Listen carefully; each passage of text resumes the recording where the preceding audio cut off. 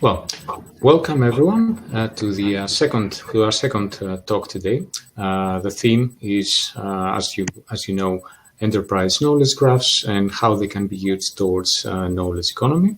Our second talk is given by Jans Eijsman, who's the CEO and founder of Franz, who is also our sponsor today, or gold sponsor. And Jans is going to talk about the future of AI in the enterprise and how entity-driven knowledge graphs can be used for data-centric organizations. I could say a lot about his background and where he's coming from. He's one of the most prominent people in this space, but rather I can let him speak for himself and just minimize the time I'll take. So, Jans, the floor is yours. Okay, and then a quick question, George. Do I turn off my camera? I think it's already on. At least I can see you normally, so I'm guessing everyone else can as well. But do you want me to turn it off? That's the question. It's up to you. I guess you have a slide deck that you're going to use to present. Yeah. So it's going to be in the way. Okay, all right. I'll. No need to turn off the camera. Okay. Then I'll start now. All right. Great. 1 second. Okay. Setting a timer here. All right. Let me go to my screen, and you have to tell me if you see my screen. Do you see my screen right now?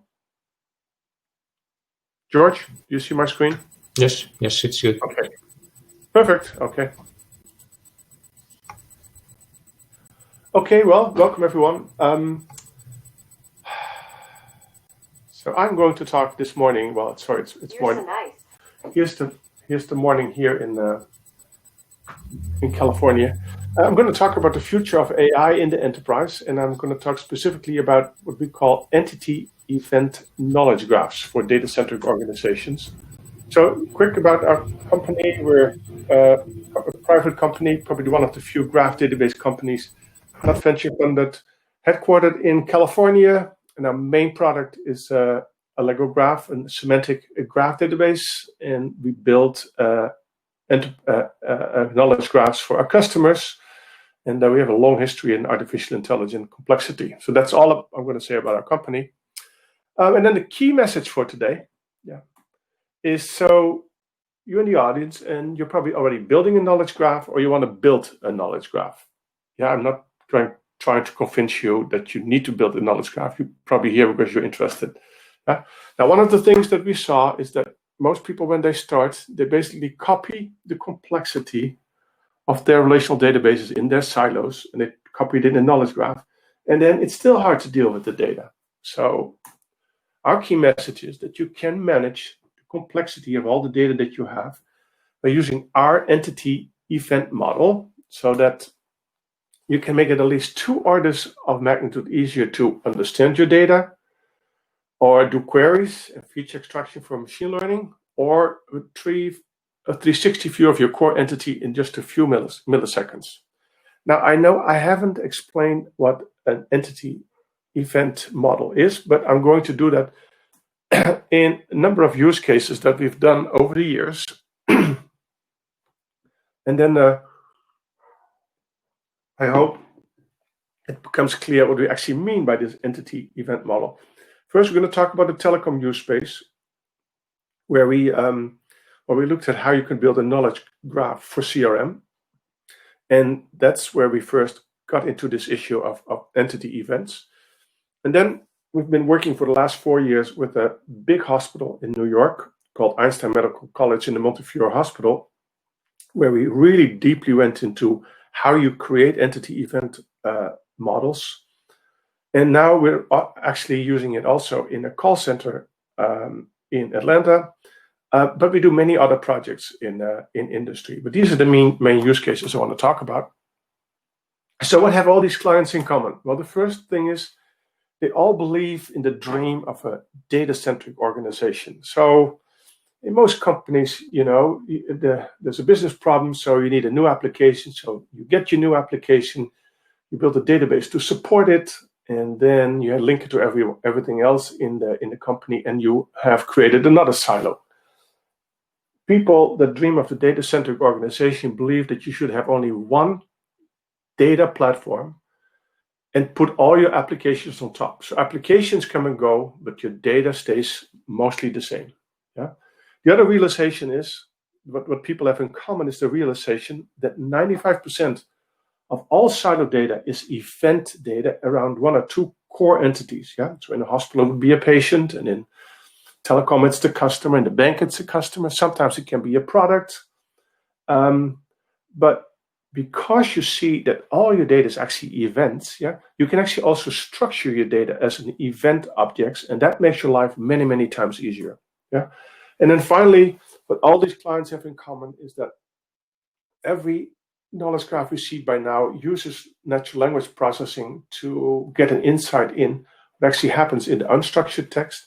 And what they do all is to try to start, well, they build learning knowledge graph by adding machine learning and feeding the results of machine learning back into the knowledge graph. So you get learning systems. So that's what they have in common. So let's start with the first use case where we developed an entity event model. Yeah, so we were with this telecom company that wanted to build a CRM system, and they wanted something, yeah, that. So in general, what happens is customers call in with problems, yeah, and then the poor agent has to look in at least 10 systems to figure out what the problem might be, and then finally come up with a solution. And it might take multiple calls to get a solution. So they wanted a system that already anticipates what the user is calling about, and then automates access to the required information to make it easy for the agent to find the diagnosis and the information, and even guide the agent with how to make a decision, how to help the customer. Yeah, and in practice, the system really eliminates system and agent diagnosis time, and it makes the handling of calls way, way, way more consistent. And both the agent and the customer were way more happy with that particular system. Yeah, and so this knowledge graph, yeah, can do many, many things. Yeah, when I call the call center, it already knows the 3 most likely reasons why I, Jan Saasman, is calling the call center. Maybe my bill is way too high suddenly, or I lose connections too often, or I don't know how to set notifications. Yeah, they figured that out already. They know the last 10 things that happened to me, so when I call, they already have a list of those.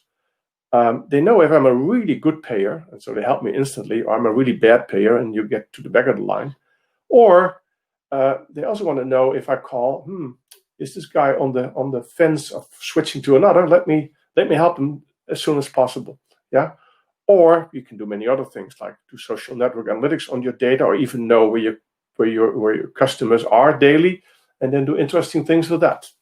So, but if you want to build a system like that, the old-fashioned approaches like business intelligence don't help you at all. I mean, a business intelligence system can tell you all about an average customer, but only a knowledge graph can tell you about the individual.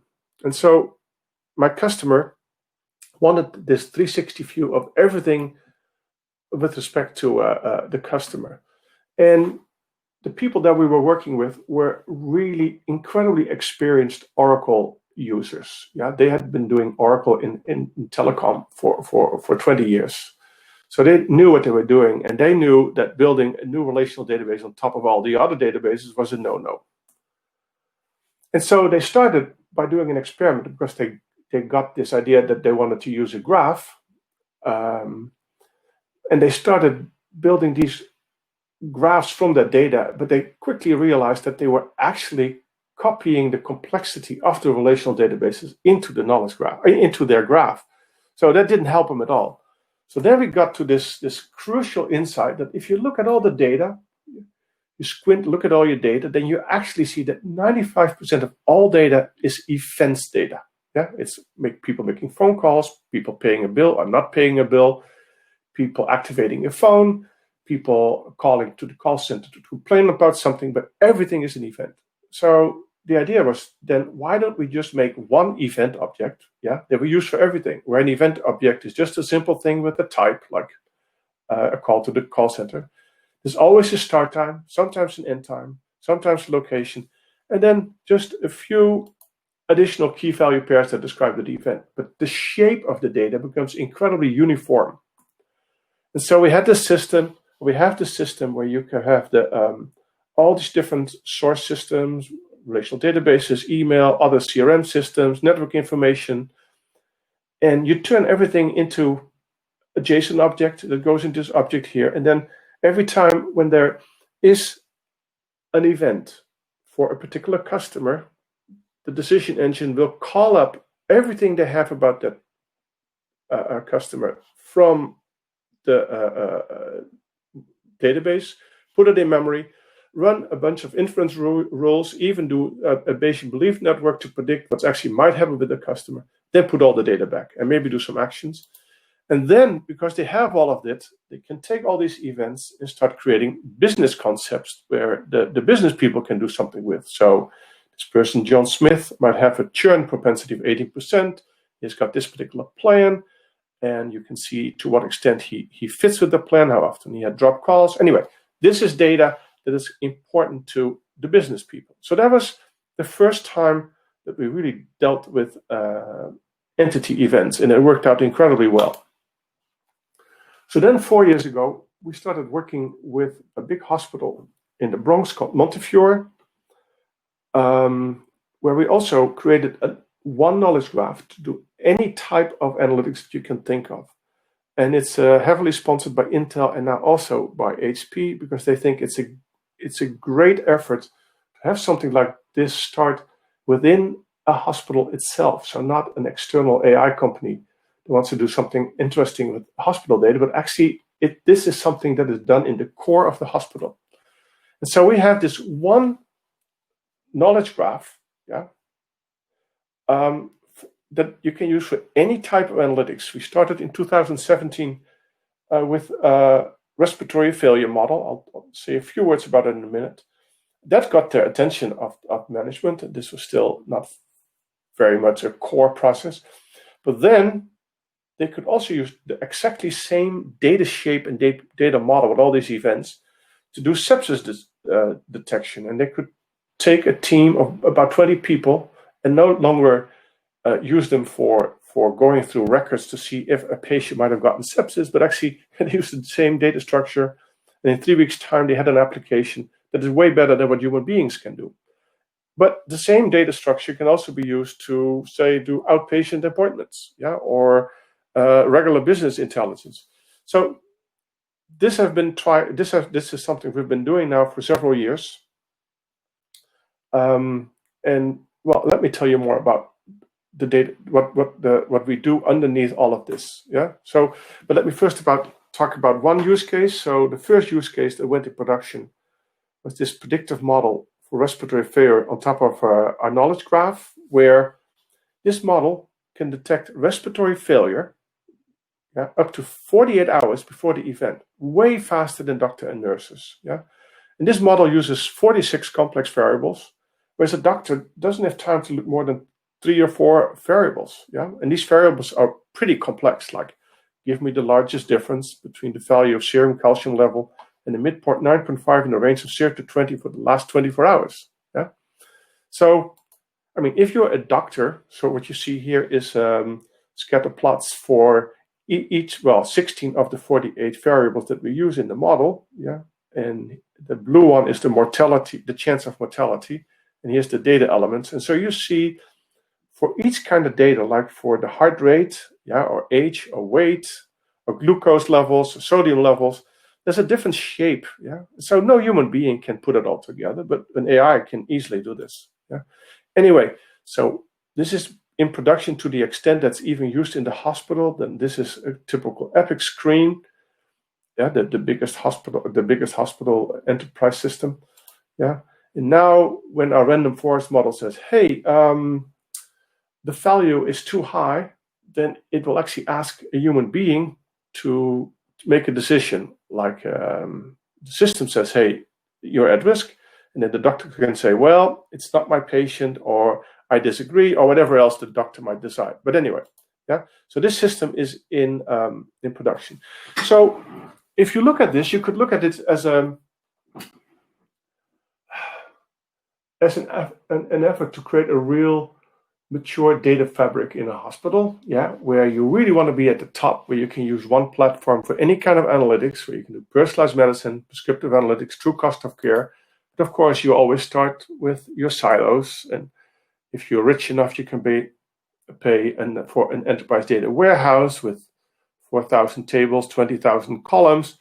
But no one in his right mind will ever do data analytics on that. So people build data marts, but even that was too complicated. So here we also, just like with the telecom use case, came up with this idea that we need to use the entity event model. So you can look at all these databases in the hospital and kind of see that it's actually all events. A person checks in, checks out, gets a test, does a procedure, gets a medication administration, sensor reading for vital sign, an invoice, a bill payment.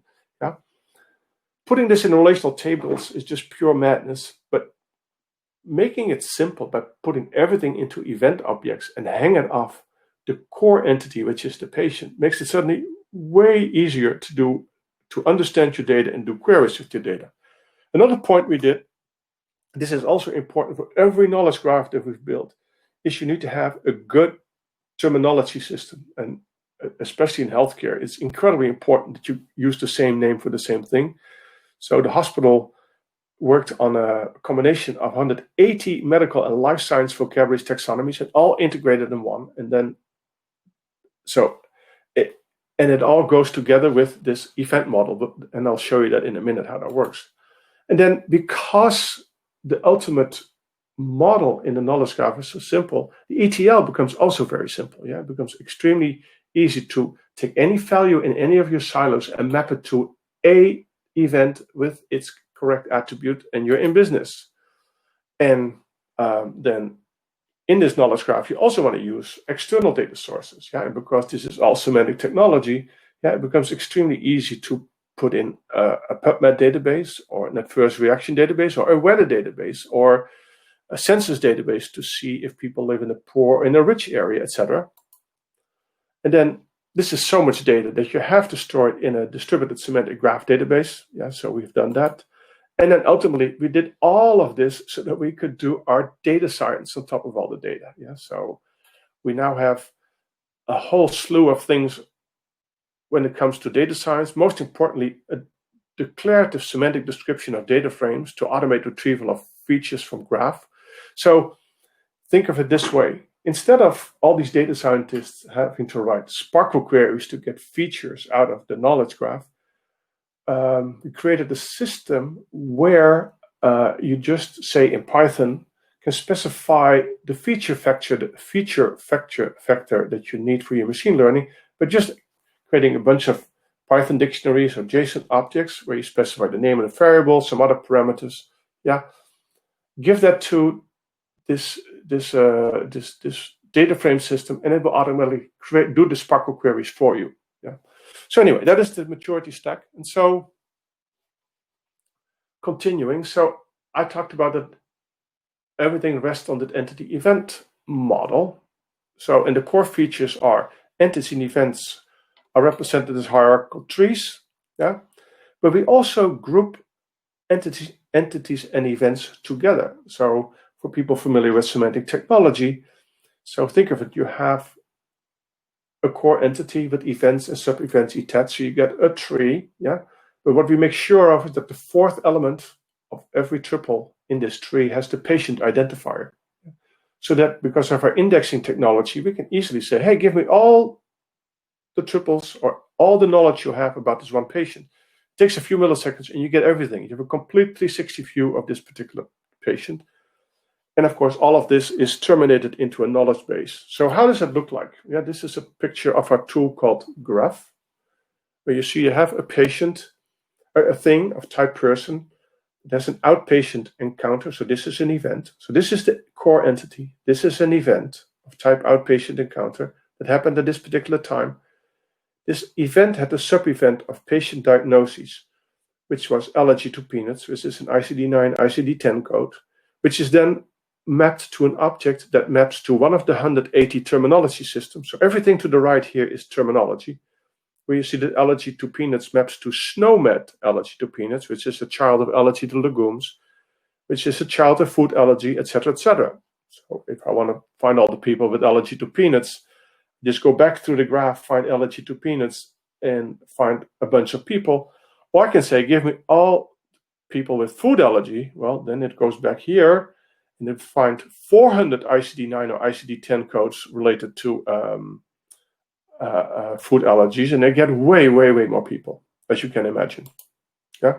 So to summarize, we have a core entity here, a patient. Then we have all the events that happen, and then we have the taxonomy system. And this is the same pattern in every of the entity event knowledge graphs: a core entity, an event graph, and then the knowledge bases. Yeah. So now let's talk about why this is so cool. Well, to begin with, say you want to do a query, give me all the patients that had gallbladder calculus after the year 2010. Well, in our graph system, we can actually visually write queries like, okay, give me a person that has an encounter with a diagnosis that corresponds to a concept that matches gallbladder calculus, where the encounter happened after this particular time. I push a button, it creates automatically this Sparkle query, and that's it. In SQL, this is part 1 of 3. Yeah, so this is what you have to do in SQL, and it takes you hours, maybe days, to write this query and debug. Yeah, so again, it becomes, I can take any one of this audience probably and train them in 2 hours to understand our data model. Yeah, and start doing queries with our tool Graph that lets you visually create queries. Whereas if I had to take you to the enterprise data warehouse for the SQL query, I wouldn't even know where to begin. It would take me weeks to get you going. Yeah.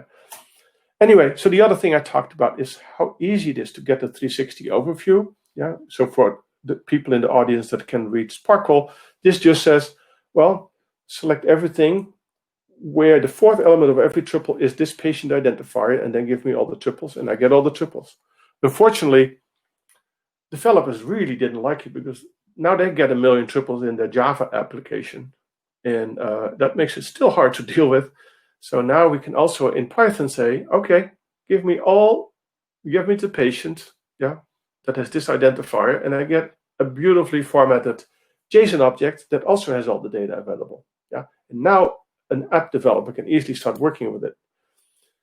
I already talked about that ETL becomes a lot easier, and again, it's very important. People always think, oh, I have built a knowledge graph. That's a huge Big Bang thing. No, it's not. You choose a simple app to begin with, and then you just take the most important events that you need, yeah, and you start building. And you never have to change this event. The shape of the event stays the same, but if you get another use case, you need a few more events from your database, but you just add events. You never change events, if that makes any sense. Yeah. Then for us, it's important that for every element in our tree, we always can find back where the data came from. So 75% in our knowledge graph is actually provenance data that points back to the database, the table, and the column where the data came from, and even the date and the procedures that were used to create this data. And then we have something that I can't talk about today too much, but we can actually also attach a key value pairs to every triple in our system that we can use to write security filters. So we have by far the most secure system in the world to offer kind of what Oracle calls cell level security. We can do triple level security. So we can write security filters for every single for triples, and protect every triple in a different way.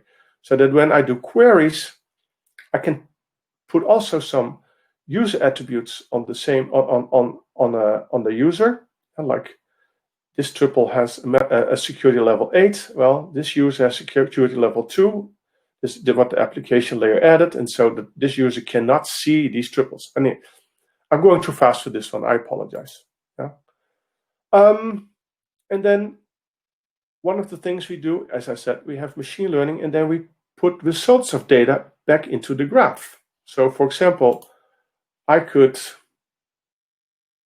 do a query like, so I have here a database with literally, this is the terminology system you have, plus some statistical information that we got from the real data.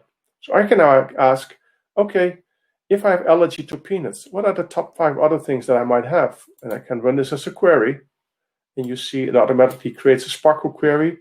I get a table with results. Yeah, I can see that if I have peanut allergy, then dermatitis due to food taken internally is 210 times higher than normal. So then I can turn this into a visual graph. Yeah? And I could even say, are there more statistical relationships between these things here? And I can do this, and I can choose a predicate to look at this, and I can start asking for the shortest path between every pair. Yeah. And so I can see for every disease and for every symptom in the systems, the most related systems. Yeah? So, and that's just because we did machine learning and analytics on top of all the data that we have, and then we turn it back into the graph. And so now we have a learning system where we can actually help the doctor about, oh, if this person has this and this, he also might get this and that. That's a very quick demo. And again, I apologize, I went so fast. And then the entity event model has one more really important advantage, and that is you can do horizontal scaling through sharding. Because an entity event this entity event model creates entity event trees that are logically grouped because the fourth element is this patient identifier. We actually can shard, for example, on patient ID. Yeah. So we created this system where entity events go into shards with entity ID as the shard key, and then we federate every shard with non-shardable knowledge bases. Yeah? So 95% of our data can be sharded. 5% is just knowledge about healthcare, about department, about the doctors, about other things. And we put that into non-shardable databases, and then we federate the shards with these non-federated shards. A lot of patents around this. Yeah. And so now we have a system where a user can take a Sparkle query. We strip off the aggregate parts of the Sparkle query. We send the same Sparkle query to every shard in the system, yeah, where the shards are federated with these knowledge bases. We get the results back, then we do our aggregation. And so this allows you to deal literally with hundreds of billions of triples. Yeah. Okay, well, enough about that. And then finally, let me talk about the third use case, which is an entity event knowledge graph in an intelligent call center, yeah, where the knowledge graph serves as the history of every customer you ever tried to sell to. Yeah, so you have a call center. Call center sells stuff for other big clients, yeah, and you sell to ultimately to customers, where you try to set up an appointment for your client. Well, so that is the first role of this knowledge graph. And then the other thing is the knowledge graphs help with real-time decision support. So we listen in to the conversations between agents and customers. We use speech technology and natural language processing. And we can detect all kinds of things while we're talking. Let me talk about it in a second. So we do this for a company called N3, which was just acquired by Accenture. And this N3 works for all the big guys here, selling mostly cloud-based services, many other things. Yeah. And then here is the entity event tree for the intelligent call center that we built. Again, you might remember from before, there's a core entity, which in our case is the customers you're trying to sell to. And then and here's the events. Well, part of the event is that this is a contact person that your call center agent is talking to. Yeah? And this guy might have first worked for the CVS in Oakland and then later worked for Acme Bread, or vice versa. Yeah? So this is already an event. Yeah, people working for a company is an event. And here is one of the call center agents that is talking to this person. And then here are the core events. Yeah, this is your call center agents make voice calls, or they send emails, or they chat on a website. So this is where 95% of all the events are. And then here we have the knowledge bases of the campaign you're doing for Microsoft, all the names and the relationship between clients, the taxonomies that you need for products, etc., etc. So this is, again, the same kind of system, core entities, events, and knowledge bases. Yeah, but this in itself is already billions of triples. But actually, where the real mystery is and where all the gold is in what actually happens in the email exchanges between customers and agents, and the voice calls between customers and agents. Yeah, so we did a lot of work in the last 2 or 3 years to actually apply speech technology and machine learning to just this little part so that we can help call center agents in real time. Yeah. So we want to know where the agent is in the sales cycle. Did she move the process forward to get to a sale? Yeah. Did the person talk about budget, authority, need, and maybe a timeline? Yeah. Should I correct for open or closed questions? Maybe the agent asked too many closed questions and I can put it on the screen. Hey, ask some open questions. Does the agent talk mostly about product categories, or should she talk about the products that the customer actually can buy, the sellable products? Yeah? And what should the agent do when the customer starts talking about the competitor? Yeah, so you need to have battle cards in real time, so you can help the call center agents with arguments against your competitor. And well, if you talk to to a customer, it's very important that you know about the industry, the kind of person you're talking, and what the use case of the customer is. So again, in real time, we can help with that, etc., etc. And so we have this system, and I'm going to spend only a few minutes on it because we're running out of time. But we have this system where we can take speech recognition, we can any kind of documents and use Apache Tika, or we can take plain text and we put it in our ingest engine, goes into the knowledge graph, yeah, and it's just plain simple text. But we spend a lot of time on building taxonomies. Yeah, for example, this is for a company called Cisco, where we have all kinds of information about the products you're trying to sell, and we need to be able to recognize the products they talked about or wrote about. Yeah, and so we take the taxonomy, put it into the graph, and then take the taxonomy in the text, put it into our entity extractor, and now we have entities attached to the plain text we had. We can do the same thing for sentiment analysis. So we can say, oh, was this a happy talk? Was the customer angry? You also want to know the nature of a call. What was the nature? Was this an immediate sale, or did the customer want to replace his existing system? So we have label services, automated labeling, or human beings doing the labeling. And then we give it to our text classifier, and we even store our text classifiers directly into our knowledge graph. Yeah. And then we compute statistical correlations between entities in the text that we recognized. Yeah, because you want to, and you can use that to build recommendation engines. And then ultimately, you can search in this database using semantic search, but I want to keep this short because I want to get to the end. With this particular knowledge graph, yeah, we can apply all kinds of analytical tools to give the managers at N3 insights. We can do ad hoc queries to figure things out. And we use the knowledge graph to give real-time decision support to the agents. So, okay, I went really fast through this, and I apologize if you couldn't keep up, but there will be a video of this, so you can see it in slow motion, or the slides will be available. So, but here's the point. So you want to try this. Well, we help people do a proof of concept with the entity event model. Yeah, and again, what I said, you don't need a big bang. You can just start with the simple use case, with the simple model of existing events that you have in your particular industry, yeah, and build a simple model. Because you can guarantee that doing more complicated use cases only means adding more events, but don't change the shape of your data.